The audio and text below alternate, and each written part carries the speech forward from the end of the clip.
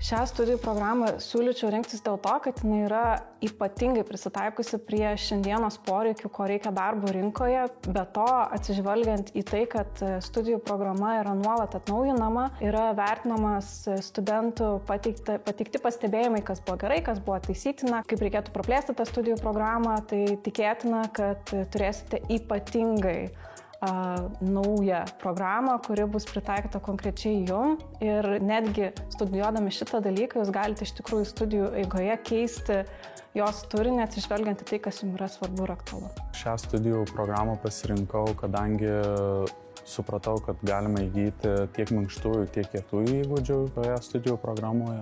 Tai yra tokių sugebėjimų, kurių reikia vadovavimui, bendravimui su įmonėmis ir kitais atstovais. Tai studijos vyksta moduliniu principu, daug praktikos galimybių ir dabar dirbu pagal specialybę banke.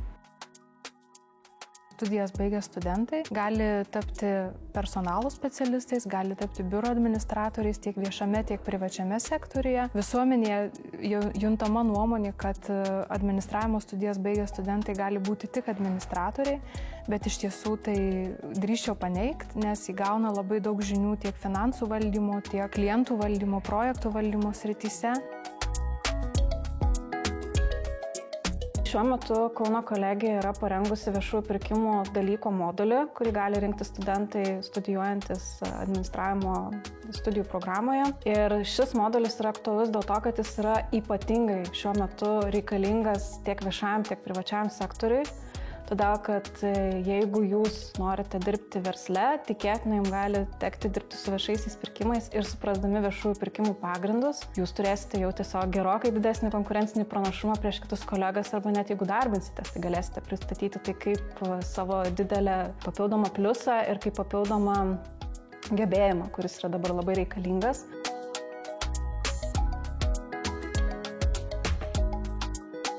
Turėjau darbinės patirties ir supratau, kad ir kurį laiką nedirbau, tai supratau, kad grįžti į darbo rinką bus sudėtinga, nes trūko žinių. Man patiko ir tiko administratoriaus tas darbo pobūdis, patiko, kad darbe nėra monotonijos.